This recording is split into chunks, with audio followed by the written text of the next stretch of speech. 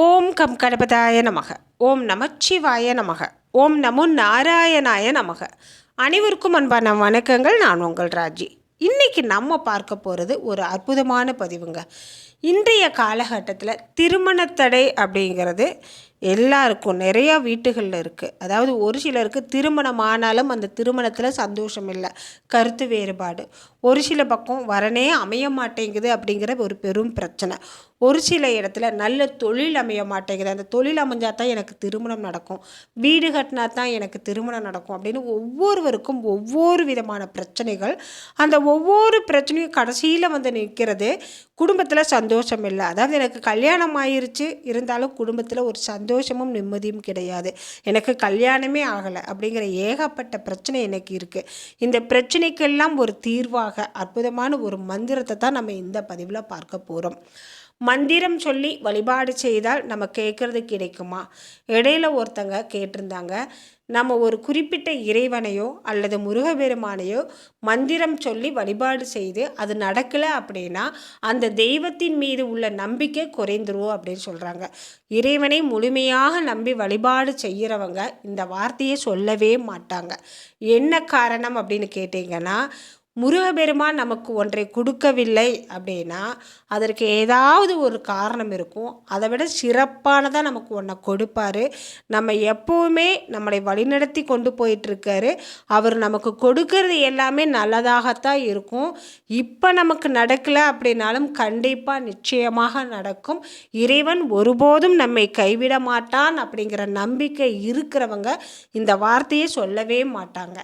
முருகபெருமானை ஆகட்டும், மற்ற எந்த தெய்வத்தை நீங்கள் வழிபாடு செஞ்சீங்கனாலும் அவங்க நிச்சயமாக நம்மை கைவிட மாட்டாங்க. நமக்கு ஏதாவது ஒரு வகையில் நமக்கு உதவி செஞ்சுக்கிட்டே தான் இருப்பாங்க. நம்ம கேட்குறத நமக்கு நிச்சயமாக கொடுப்பாங்க அப்படிங்கிற நம்பிக்கையோடு வழிபாடு செய்யுங்க. எனக்கு கேட்டேன் கிடைக்கல, அதனால் நான் முருகனை வழிபாடு செய்ய மாட்டேன், இறைவனை வழிபாடு செய்ய மாட்டேன், எனக்கு நம்பிக்கை இல்லை அப்படின்னு சொன்னீங்கன்னா இத்தனை நாளாக நீங்கள் வழிபாடு செய்ததுமே நம்பிக்கை இல்லாமல் தான் அப்படின்னு நான் சொல்லுவேன். நம்பிக்கை இருக்கிறவங்களுக்கு இந்த மாதிரி வார்த்தையே வராதுங்க. மந்திரம் சொல்லி வழிபாடு செய்வது அப்படிங்கிறது நம் மனதை திடப்படுத்துவது. அதாவது எப்பேற்பட்ட சவாலான காலங்கள்லையும் என்னோட மனம் தன்னம்பிக்கை இழந்து போகாது, தைரியம் இழந்து போகாது, எப்பவுமே தன்னம்பிக்கையாகவும் தைரியமாகவும் நான் எப்பவுமே நல்ல ஒரு நிதானத்தோடு இருப்பேன் அப்படிங்கிறதுக்காக தான் இந்த மந்திரம் சொல்லி வழிபாடு செய்வது.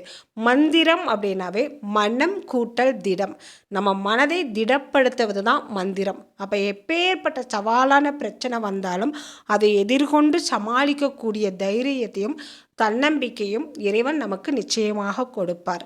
இன்னைக்கு நம்ம பார்க்க போகிற மந்திரம் திருமண தடையை நீக்கக்கூடிய அற்புதமான மந்திரம். திருமணம் ஆயிருச்சு, குடும்பத்தில் சந்தோஷமும் மகிழ்ச்சியும் இல்லை அப்படிங்கிறவங்களும் இந்த மந்திரத்தை தொடர்ந்து சொல்லி வழிபாடு செய்கிறப்ப சிறு சிறு பிரச்சனைகளும் பனித்துளி போல் மறைந்து போகுங்க. எப்பேற்பட்ட பிரச்சனை இருந்தாலும் இறைவனை நாம் சரணாகதி அடைந்துட்டோம் அப்படின்னா அந்த பிரச்சனை எப்படி போகும், எந்த மூளைக்கு போகும்னே சொல்ல முடியாது, காணாமல் போயிடும்.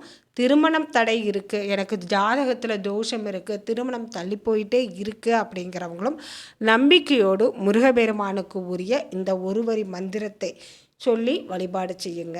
சாரிங்க, ஒரு வரி மந்திரம் அப்படின்னு சொல்ல முடியாது, இது ஒரு 3 வரி இருக்கும். ஆனால் ஒரு நிமிஷத்துக்கு குறைவான நேரத்தில் சொல்லக்கூடிய மந்திரம். இந்த மந்திரத்தை ஒரு நாளைக்கு ஒரு 3 முறை சொல்லி வழிபாடு செய்யுங்க. முருகபெருமானின் அருளால் நிச்சயமாக உங்களுக்கு திருமண தடை அப்படிங்கிறது நீங்கி போகும். திருமணம் நடந்திருந்தாலும் குடும்பத்தில் சந்தோஷமும் மகிழ்ச்சியும் நிலைத்து இருக்கும். ஒரு நாளைக்கு ஒரு முறையாவது இந்த எளிமையான மந்திரம் வெற்றிவேல் முருகனுக்கு அரோகரா என்ற மந்திரத்தை ஒரு முறையாவது சொல்லி முருகபெருமான வழிபாடு செய்யுங்க. வெற்றிவேல் முருகனுக்கு அரோகரா என்றால் பரம்பொருளே என்னை காப்பாற்று, என் வாழ்க்கைக்கான வெற்றி அனைத்தும் எனக்கு கொடு அப்படிங்கிறது தான் அர்த்தமாம். அதனால தான் முருகபெருமான் ஆலயத்தில் சிவபெருமான் ஆலயத்திலாகட்டும் அரோகரா என்ற வார்த்தையை பக்தர்கள் சத்தமாக சொல்லி வழிபாடு செய்கிறத நம்ம பார்க்குறோம். இந்த அரோகரா அரோகரா என்றால் பரம்பொருளே என்னை காப்பாற்று, பரம்பொருளே என்னை காப்பாற்று அப்படிங்கிறது தான் அர்த்தம். வெற்றிவேல் முருகனுக்கு அரோகரா என்று சொல்கிறப்ப ஆபத்தான சூழ்நிலையிலும் முருகபெருமான் நம்மை காப்பாற்றுவார், வெற்றி அப்படிங்கிறது நம்ம வாழ்க்கையில் எப்போவுமே நம்ம கூடவே இருக்கும் அப்படின்னு நம்ம ஆன்மீக பெரியவங்க நமக்கு சொல்லி கொடுத்துருக்காங்க. முருகப்பெருமானை ஒரு நாளைக்கு ஒரு முறையாவது வெற்றிவேல் முருகனுக்கு அரோகரா என்று சொல்லி வழிபாடு செய்யுங்க. மந்திரங்களுக்கெல்லாம் மூத்த மந்திரம், மந்திரங்களுக்கெல்லாம் முதல் மந்திரம், எல்லா மந்திரத்திற்கும் தாயாக விளங்கக்கூடிய மந்திரம் காயத்ரி மந்திரம். முருகப்பெருமானுக்கென்று நிறைய காயத்ரி மந்திரம் இருக்குது. அந்த காயத்ரி மந்திரங்களில் ஒன்றைத்தான் நம்ம இன்றைக்கி பார்க்க போகிறோம். இந்த காயத்ரி மந்திரத்தை தினமும் 3 முறை சொல்லி நாம் முருகப்பெருமானை வழிபாடு செய்தால் நம் பிரச்சனை எதுவாக இருந்தாலும் அது தீர்ந்து போகும், எப்பேற்பட்ட துன்பமும் நீங்கி போகுங்க.